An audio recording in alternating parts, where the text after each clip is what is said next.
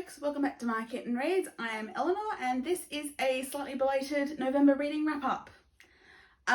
So I remain unfortunately behind on my reading, and I've also been having some back problems. I saw the chiropractor this afternoon, thankfully.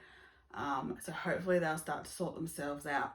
So I kept forgetting to do this video on the last weekend in particular, and the weekend before probably as well actually. So yes, it's a bit delayed. I also am still struggling a bit with my goals for the year. I'm way behind schedule, and I had hoped, because I finished quite a few things at the end of November, that would be helping, but actually I only read 9 things, which is, yeah, I'm supposed to read at least 10 things a month. So I have a lot to read this before the end of the year. Thankfully I'm about to have 2 weeks off, and I am really making an effort to try and at least read some short things and get through some things. But anyway, this is what I did read in November. Finish up. So I started the month by finishing my reread of Catching Teller Crow by Amberlynn and Ezekiel Quamelina. So you guys all know how much I love this book. This is a sort of middle grade YA kind of fantastical ghost story mystery, but from a very Indigenous perspective, which makes it a very interesting and very moving read. And I really, really love this book. So I reread this. Then I read A Prayer for the Crown Shy by Becky Chambers. This is the second book in the Monk and Robot series of novellas. So this is the series in which a gender-neutral, agendered monk on a science fiction world that has gone back to has developed into a sustainable society. The monk goes around and offers tea. In the first book, needed something new, went off the beaten path into the forest and met a robot and contemplated existence.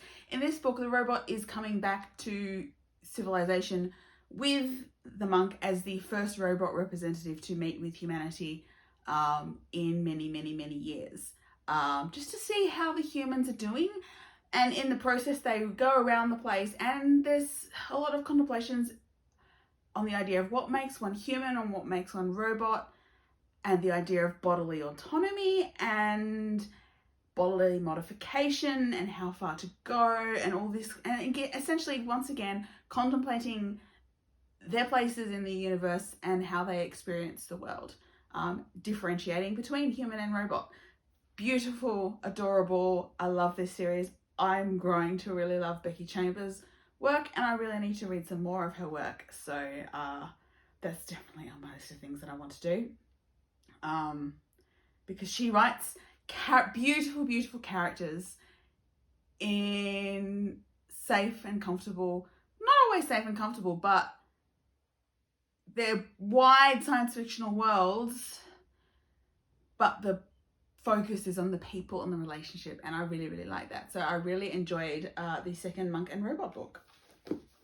So then I followed up by finishing my reread of Codex Born by Jimsy Hines. This is the second in the Magic Ex Libris series, which I read nearly 10 years ago and had completely forgotten every single thing about it. So this is following on the idea of Libriomancers, who are essentially magic users who draw magic out of books based on the power of collective reading. And in this one, there are consequences to what happened in the first book. Our main character is doing some research for Gutenberg about the creatures that he encountered that are mysterious within the magic, and suddenly this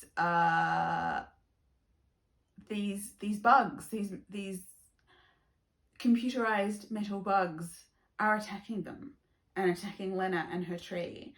And there's the father of an old friend working against them with a Chinese group who fear Gutenberg and want to fight back, and it gets very, very dramatic. So this one does also count as queer book. So this is so does the Becky Chambers because of the agendering. In this one, there is a sort of a awkward three-way relationship between our male main character Lena the Dryad and Lena the Dryad's other lover, who is a woman. So it's complicated and it's all done very respectfully, but there's a lot of awkwardness and a lot of, we're trying to see how we all fit in our various different relationships and how that works.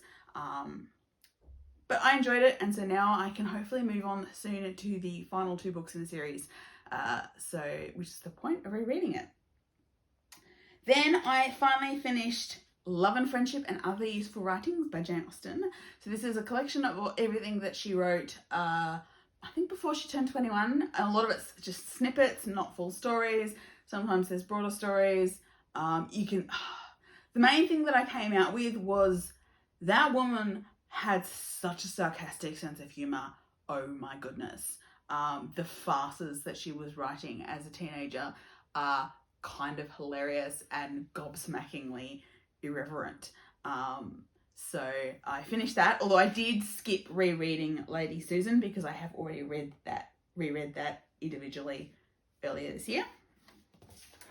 Then I reread The Jewel and Her Lapidary by Fran Wilde. So if you remember a couple months ago, I read the newest of her Gem World novellas, and realised in the process I didn't remember enough of the original story as much as I loved them for it all to make sense. So I just reread the first one, which was The Jewel and Her Lapidary, in which the royal court has been betrayed and attacked, and an invasion force is coming, and there is one jewel left, and her lapidary, who is the one who speaks to and controls the gems, and they have to find out a way to resist the invaders and to save the gems and make sure that the gems can't be used by the invaders.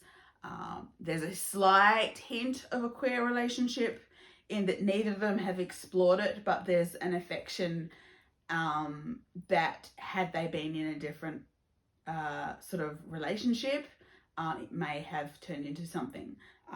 So that was fun to reread. Then I listened to the audiobook of a reread in Witches Abroad by Terry Pratchett, which is of course one of the Discworld books. And this one is the one about stories and travel and how stories tend to force themselves into certain patterns, and the kind of things you have to do to resist those stories. But it was a great deal of fun to listen to. It was, the audiobook narrator was, I think, Indira Varma, is that her name? But beautifully done with Bill Nye as the footnotes and someone else's death, I think, but I can't remember.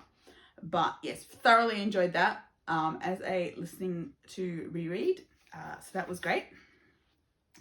And then I read a new, I've missed one earlier on, a new Jan Rowland Pride and Prejudice variation called Only Exceedingly Shy, which is essentially based around the idea that Georgiana is exceedingly shy. And if Elizabeth is introduced to her far earlier, essentially she will figure out that Wickham is lying, and the lying liar who lies because she is exceedingly shy.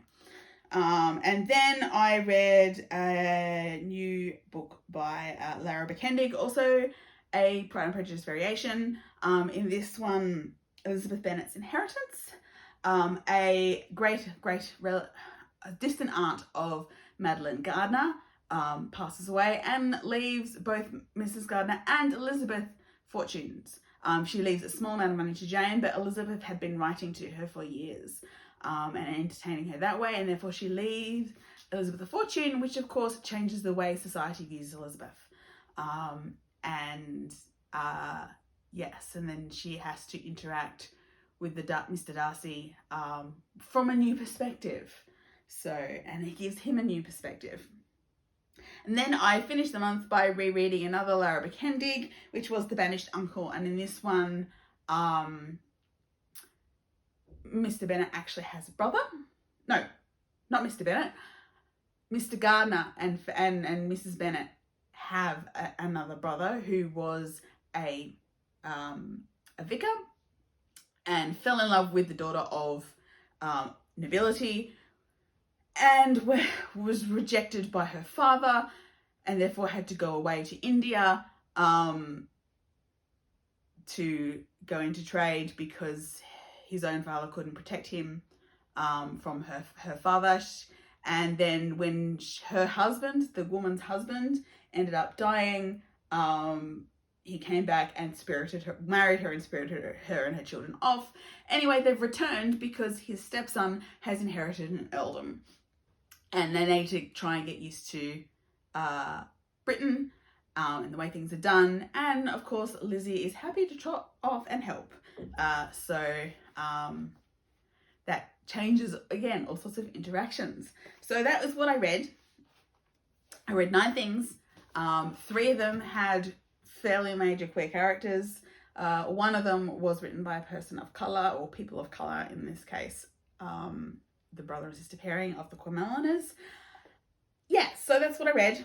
I thoroughly enjoyed all that reading. I'm still way behind where I need to be.